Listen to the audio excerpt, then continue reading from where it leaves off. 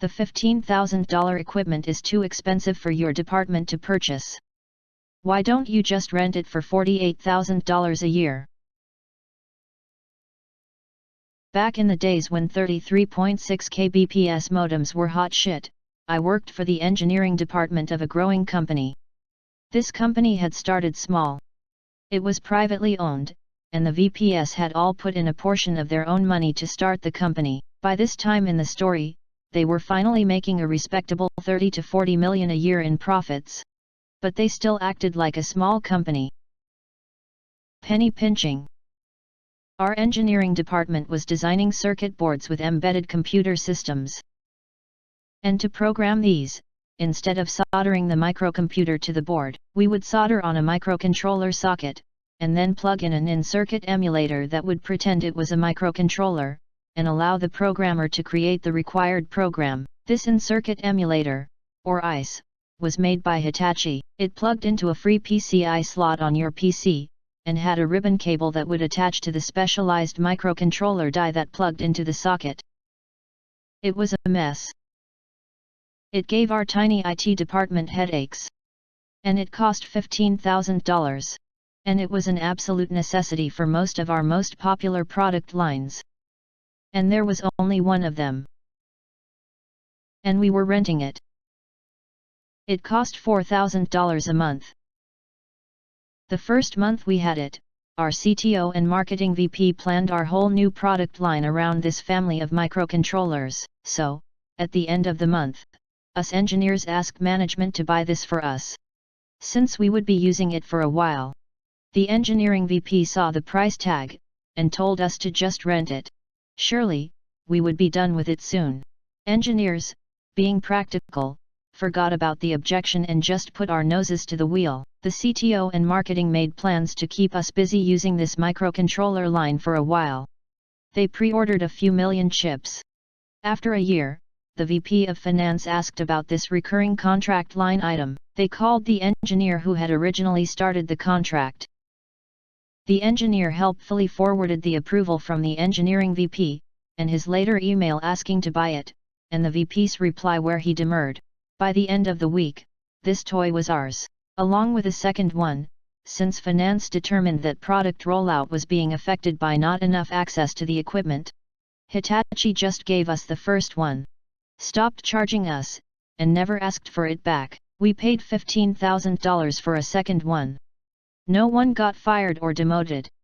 But at the next department meeting, the engineering VP tried to tell us that we didn't have enough money to upgrade our PCs. That one engineer spoke up. Would $40,000 cover it? The company found the money. Now to the comments. Would 40K cover it? That guy is a legend. Nobody got fired or demoted, but I hope this guy got promoted. Of course, he didn't. He's disruptive. Reminds me of the company I work for. Our store had trailers in the back of the store for excess freight and fixtures. Company decides they no longer want any trailers. We had 5 or 10 trailers that the company we would rent extras from during peak times would actually pay the store to allow to stay on our property. Store manager said they had to go. Lost out on income, and now pay $4,000 a month for each of the 30 or so trailers we rent from October to January. We also pay rent on water filtering machines that the idiot managers threw away. My company refused to pay $7,500 to refurbish an automatic labeler. Instead they paid 1.5x pay to packers to stick a label on a box every 30 seconds, 24 hours a day, 7 days a week for almost 6 months. Total labor cost? About $80,000. This is sadly incredibly common. Well, they are definitely keeping jobs in the face of automation, so there is that. Would there have been a way to buy the unit yourself and just rent it back to your own company for the $4,000 a month? You'd break even after 4 months, and the rest is profit for you. This guy entrepreneurs. More like get scolded for not being a team player.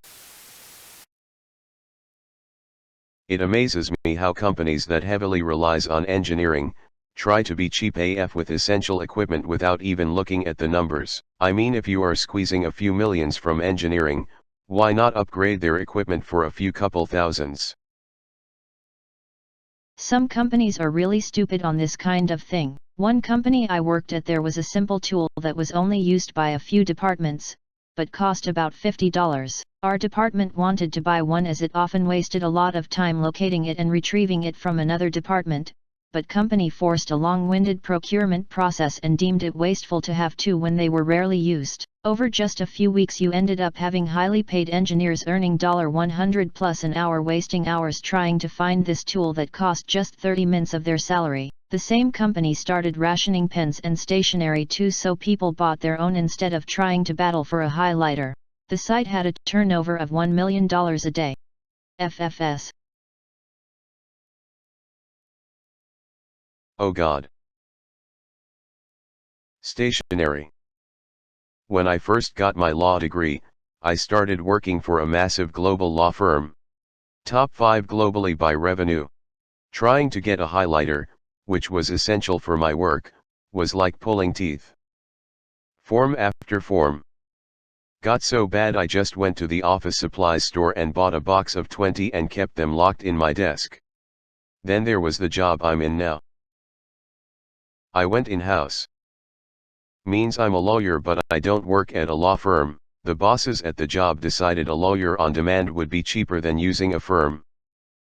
But they forgot, or didn't know, about things like database access and continuing legal education. I have to do a minimum number of hours in courses each year to keep my license. Was a battle to get both of those approved as well.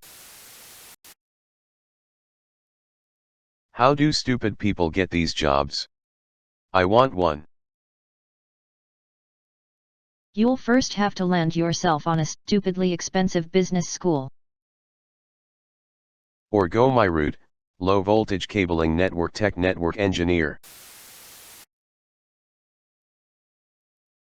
Love this story. I worked for an ad agency. We had an in-house creative department. Specifically, a video department. Management were completely out of the loop when it came to costs of equipment or general knowledge of the creative industry. We were asked to write up a list of video equipment to update our outdated and broken gear. It came to about 15,000 euros.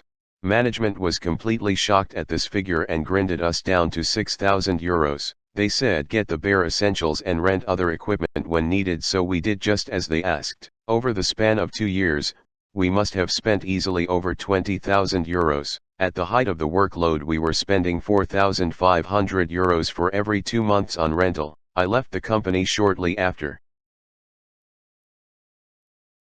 You are right. I would agree with you completely if it was not one of the biggest companies in the country. It was also just bought by a massive international company with offices in 15 plus countries at the time. The amount of pressure/workload they applied to the creative team was counterproductive given the quality of equipment we had. Entirely different field, but ran into the same mentality. They needed space to park, and had the land, but it would cost 2 million to construct parking on it. Instead, they rent the lot next door for almost $400,000 a year. This is a large company that has grown exponentially in the years since then. They've already spent over 2 million in rent, with no end in sight. Lot owner, score. We thought we'd actually have to build stuff. Owning a parking lot seems like a great investment if you can lock in one of the company's ITT to rent it, haha.